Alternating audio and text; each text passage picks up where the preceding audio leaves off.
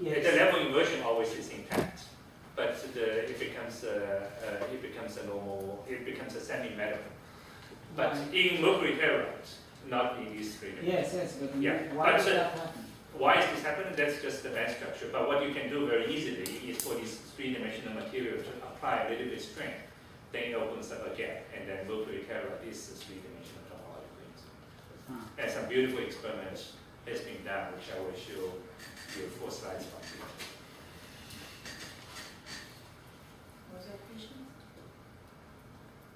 If not, maybe you can. Yeah. So maybe that's it's something. Well, for students, there's sometimes concepts that are really, really difficult, and even advanced researchers cannot figure out. But this one is simple. It's an explicit model. You can do everything you want. Okay. So now for this material, then you again have 4 states closest to the Fermi level. You have the pz bonding and pz anti-bonding. You have spin up and spin down. So the Hamiltonian is again a 4x4 matrix. And the diagonal element tells you about the level difference between these levels. And some inversion happens, so this n parameter, the constant part, has to change sign as a function of spin orbit coupling. The matrix element on the off-diagonal term is very easy to figure out just from the angular momentum conservation. For example, this is spin 1/2 up, spin 1/2 down, the difference is spin 1. So k minus, which is kx minus iky, exactly has that angular momentum. So by symmetry, you just write down, this is the Hamiltonian. And if you take m to be constant, it's exactly the Dirac Hamiltonian. And then you can, again, try to solve for the surface states. And but the lesson is that now I have a 3-dimensional material, then I can periodically identify both x and y direction. So kx and ky become good quantum numbers. I can set them to be 0. And I only have a differential equation to solve along the z direction. But then this Hamiltonian is literally the same as we did for mercury telluride. It's again a 1-dimensional block Hamiltonian. Turn by turn identical. And you again find that when the level inversion happens, there is a bound state solution. But when you actually analyze the structure, is that you have a Dirac cone, but what you find by counting explicitly the number of solutions is that there's only one spin state for every momentum kx and ky. And that spin state forms a helix when you look at the surface. So that's why, in one simple way to say what's so profound about the topological surface state, that the topological surface state has only one Dirac cone. When you compare that with graphene, graphene is a 2-dimensional material, not a surface of some 3-dimensional material. But that has 4 Dirac cones. That has a spin degeneracy and a valley degeneracy in graphene. Okay? So now why is this fact so important? So for the advanced students in the audience, I'd like to challenge you with this kind of explicit solution, I assume everybody spending enough time can do. But I'd like to challenge you with the following. So when you solve the graphene, you find very impressed. You get the Dirac equation in a condensed matter system that make you feel that there's something very nice. But then you find that there's always this degeneracy. There's always either the spin degeneracy or the valley degeneracy. Graphene has 4 of these degeneracy. So I want you to prove that in a 2-dimensional system with time reversal symmetry, with spin 1/2 particle, you can never ever construct a tight binding model which gives you a massless Dirac cone, only one species. Okay? And this is why this is so profound. It can only happen when it's the boundary of a 3-dimensional system. So in other words, the other degenerate partner is pushed to the other side of the sample. So it's again the equation 4 equals to 2 plus 2 and 2 equals to 1 plus 1.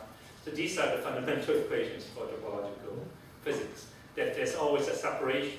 Basically, if you have 1 dimension, you always have a degeneracy. But if you have a 2 dimension with a 1-dimensional boundary, you can get a chance to separate. And that's basically what's happening here. That the minimal, actually the other part of the exercise is to prove that the minimum number is 2. You have to have at least 2 in 2 dimension, 2 Dirac cones. But then you can spatially separate them to put one on the upper surface, the other on the lower surface. That's how you evade that 0.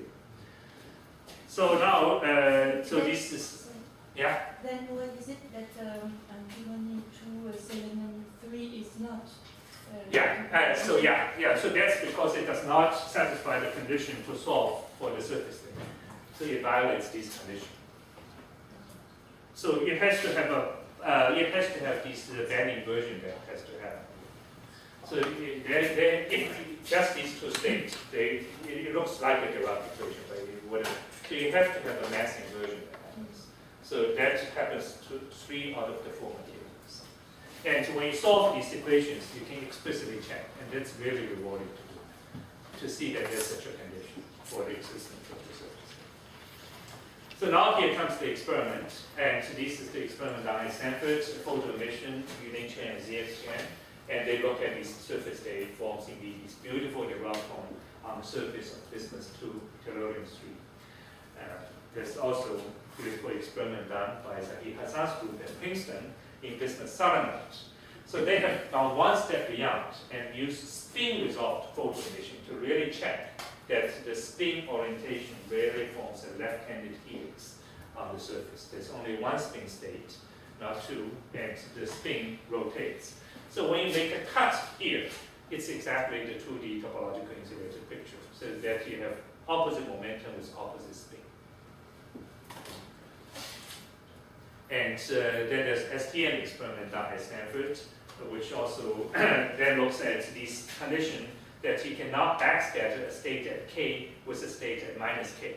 So along this direction, the argument I gave about rotating spin 1/2 particle by 2 pi dB minus sign prohibits certain interference pattern to occur, and that was checked in STM experiments. The Tsinghua University group in China has built, before all these topological insulator experiment took off, built a wonderful machine where they can prepare the sample in MBE, but in situ measure STM and others. And they have found the following thing. So one thing we talk about is that it has the system always have to have 2 Dirac cones. The nice thing that you have a 3-dimensional material is that these 2 Dirac cones separates, so that you have 1 Dirac cone on one surface, the other Dirac cone on the other surface.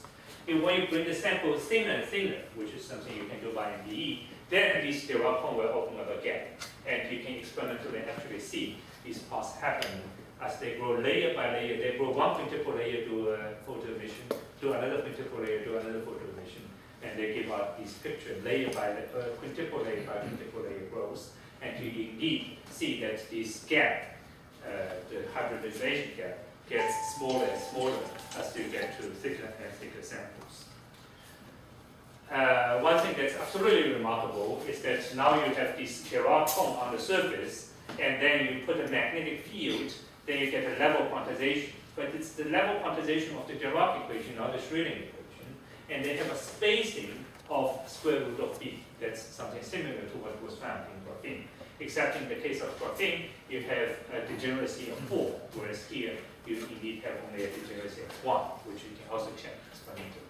So these are the wiggles that you find by parking an STM tip on the surface and putting the sample under magnetic field. Then as you scan the voltage, you will encounter all these levels, each corresponding to a wiggle. And when you plot, you find that it indeed goes with the square root of the magnetic. So, and just to the question that you asked, if you take the 3-dimensional mercury telluride, in the bulk case, without any strain, these two things touch, so it's a semi-metal, not an insulator. But if you apply strain, it becomes an insulator. Actually, it's a topological insulator which has surface state. Now, so far I showed you only spectroscopic, just maybe one slide. So far I showed you only spectroscopic evidence. You will say, what do you measure in transport, which is a smoking gun of a topological insulator? This is it. It actually has not yet been achieved in business class of material, only 3-dimensional mercury telluride. So the smoking gun is that if you take a 3-dimensional material and measure the Hall effect, and the Hall effect becomes quantized in 2-dimensional sense, that's a smoking gun. It tells you that you can only have surface state and no bulk conduction. And that is what they measured in the experiments, again, that all comes through very recently, in 3-dimensional mercury telluride under strain. So now is that happening?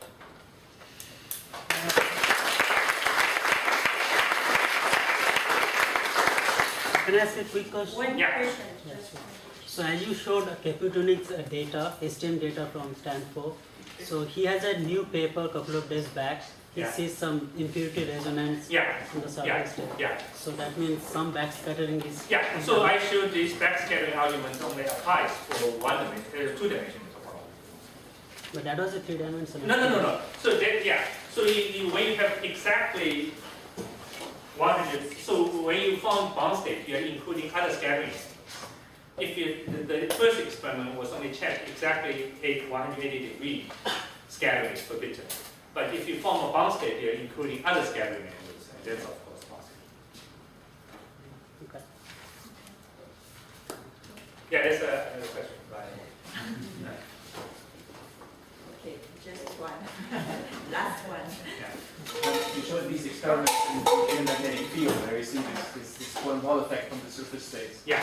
In principle, magnetic field breaks time reversal, so it Yeah. destroys the topological Yeah. nature. Yeah. So Yeah. if you increase the field further, I guess there will Yeah. be a crossover to some more trivial physics. Yeah, What's yeah, actually, field yeah, that's which an is- excellent question. And the answer is that when you apply very large field or sometimes break time reversal symmetry to a very extreme extent, something even more interesting happens. So this, what we mean is that the gapless surface state is protected by the time reversal symmetry. When you apply magnetic field, introduce magnetic impurity, you don't have gapless surface state. But something more interesting happens when you, for example, put magnetic impurity on the surface.